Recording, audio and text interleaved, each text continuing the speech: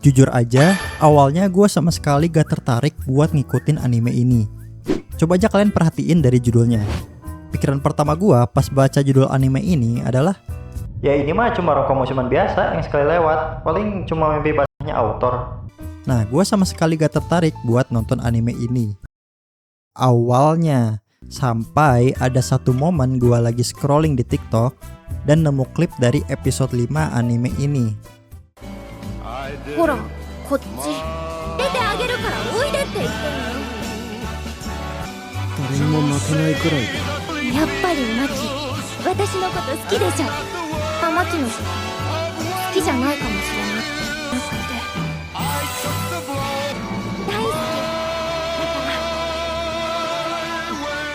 ら。 Confess dan kiss di satu episode yang sama, dan itu ditaruh di episode 5. Di saat ada anime yang nyampe season 5 aja, kita nggak tahu arah hubungan mereka tuh kemana. Nah, lewat klip itu gue langsung ke hook dan tertarik banget buat nonton anime ini. Dan ternyata gue suka banget. Class Detu Banmeni Kawaii on Nanoko to Tomodachi ni Natta, atau kita singkat aja Kuranika. Nah, cerita anime ini berfokus ke Maehara Maki, siswa SMA biasa yang dari desain sampai personalitinya tuh template MC romance banget. Penyendiri, susah bergaul. Tapi di sini dia punya hobi unik, yaitu nontonin film hiu atau buaya, yang katanya sih film thriller kelas B. Ya semacam film thriller level mediocre gitulah.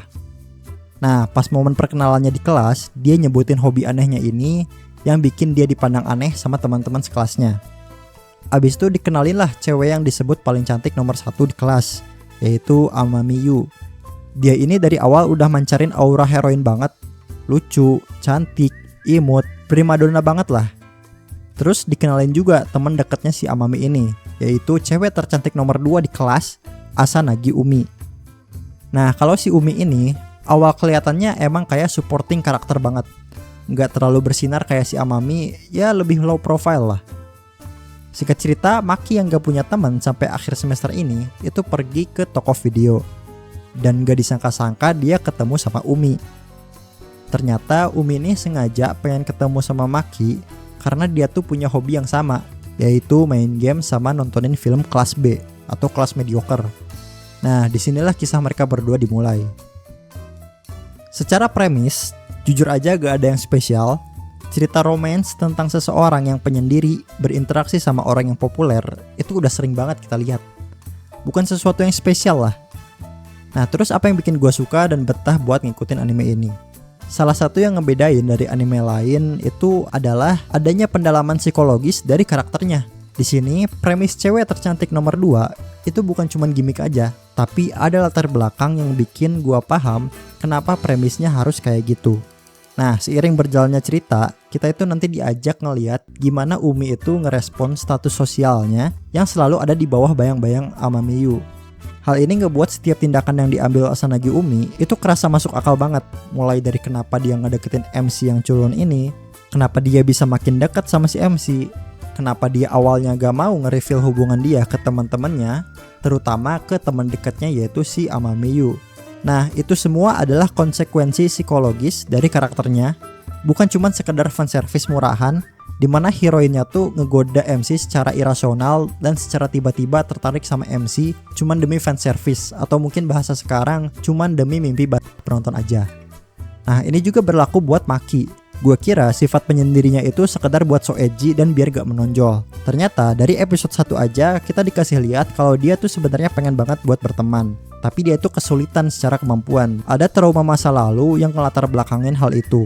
Dengan adanya latar belakang itu, bikin setiap tindakannya punya konsekuensi logis yang jelas. Kita paham kenapa si Maki ini ngelakuin hal tersebut.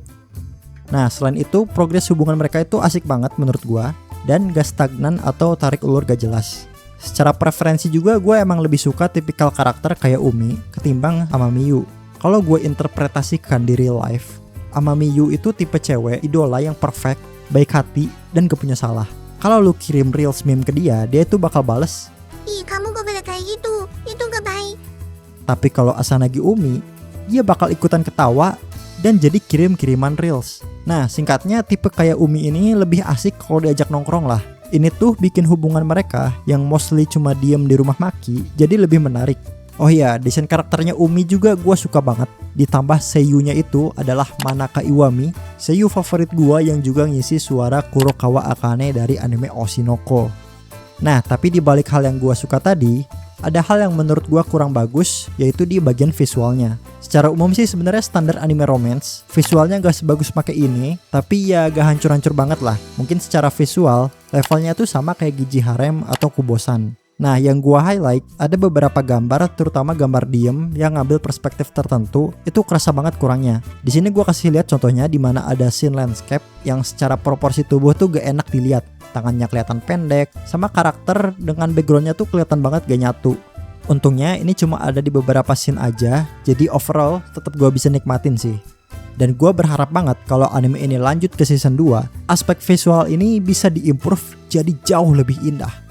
Intinya gue suka dengan anime ini, terutama karena anime yang awalnya gue tonton tanpa ekspektasi apapun, ternyata bisa ngasih sesuatu yang lebih dari yang gue bayangkan. Terutama gue gak menyangka aspek dramanya yang cukup dalam dari anime ini. Meskipun bukan anime romance terbaik ataupun terfavorit bagi gue, tapi ya gue cukup enjoy ngikutinnya.